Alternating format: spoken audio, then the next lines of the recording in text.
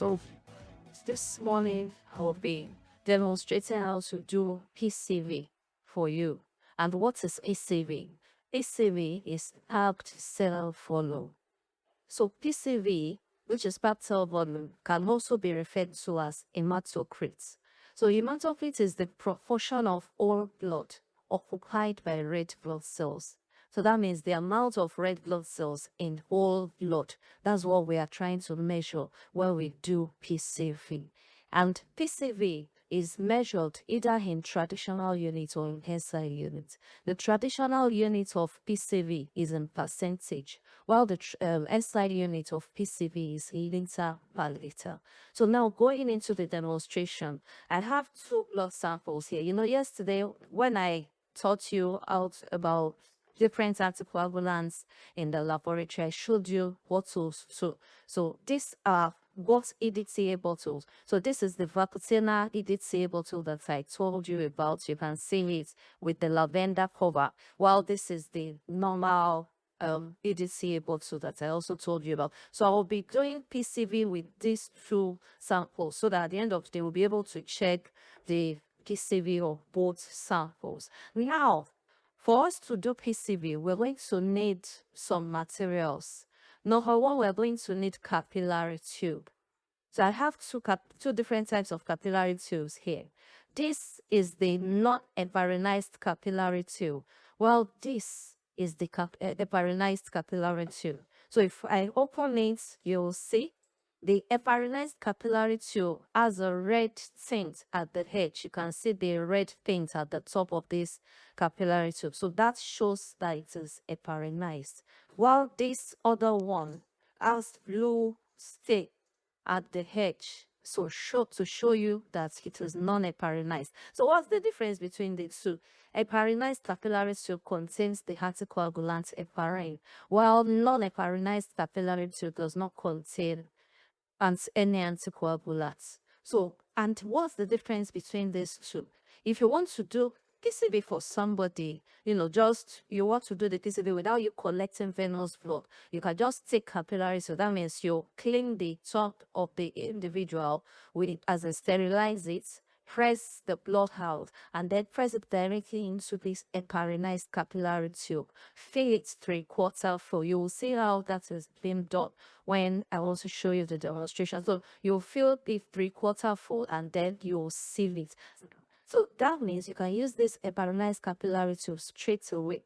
But for this non-heparinized capillary tube, if you collect capillary blood from the finger or from the thumb, if you put it in this non-heparinized capillary tube, that blood is going to clot. So the appropriate capillary tube to use when you are pricking an individual to get blood directly from the capillary is heparinized capillary tube. So now I'm going to the PCV that we want to do now. We're going to need capillary tubes like I told you before.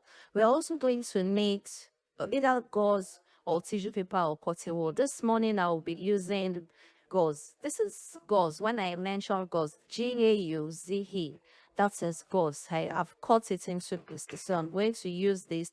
This is for the purpose of cleaning the body of the capillary tube before we seal it. So now what I need to do when I want to do this PCV, like I said, we're going to need different things. We're also going to need sealants. There are also sealants here. So I just need just one of it actually. So the first thing to do when you want to do the PCV is to mix the blood. I did not say shake the blood. I mean you mix the blood and mix it gently or mix it well. So after mixing it, I'll take the capillary tube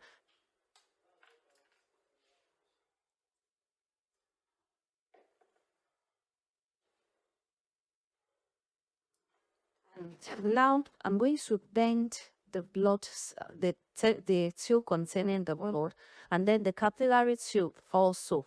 I'm going to just dip it into the blood just by the edge of the blood and tilt it a little downward so that the blood can flow into it by capillary artery. You can see the blood flowing into it.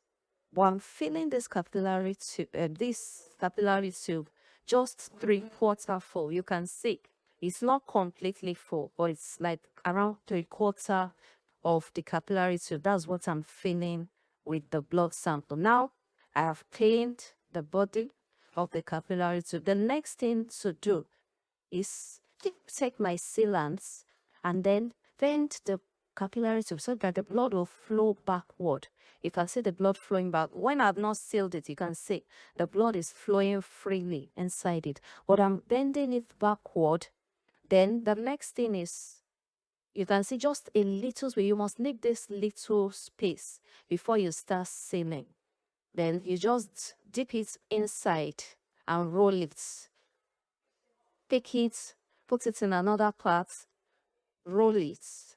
As you roll it, you will notice that the sealant is entering into the capillary tube. And as it is entering, it is helping you to seal the capillary tube. So try as much as possible to seal it, with enough plaster, with enough sealant. If you don't seal it with enough sealant, at the end of the day, when you spin, it is going to spill out. So that's for the first one. Then now I have the second sample. So actually for this experiment, you can use either of the two. You can use either for this one I used the heparinized capillary tube. Now I can decide to use the non-heparinized capillary tube. It doesn't matter which one you use, you will still get your results. The important thing is that it is only when you want to collect capillary sample for anybody, that is when you must make sure that it is heparinized capillary tube you use. So now I have already mixed this. I just want to mix it again for you to see. And you can see the way I'm mixing it. I'll open it and then bend the blood sample, and then dip the capillary tube inside it and bend the capillary tube in the tube. If you don't bend the capillary tube, the blood will not flow in freely. Now I've filled it with enough blood. Then always ensure that you close the bottle. So now I've cleaned the body of this capillary tube. Cover the blood very well. Put it in the rack. This is for safety so that it doesn't fall out. It will spill on your body. So now the same thing I did before. I'll move the blood backward, leave a little space, and then put it in the sealant.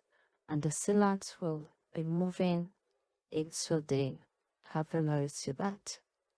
That is just it. So now I've already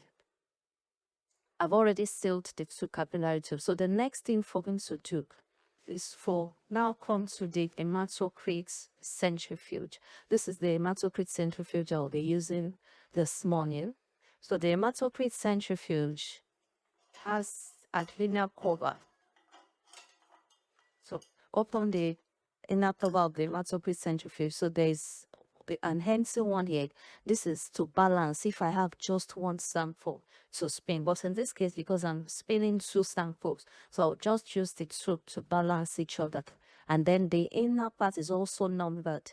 So now I'll put this at number 1 and ensure that the sealed part, is touching the end of this rubber bunk that is here. That's on the gasket. Then now I'm going to use the second one to balance the first one. That one will be on number 13. And notice the sealed part is also touching the end of the gasket. And once I'm done with that, I'll take the cover it.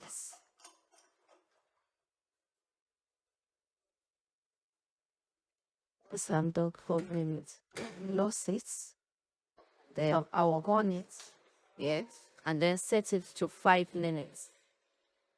Reverse 5 minutes and then click start. And not here. So after 5 minutes, I will do the breathing.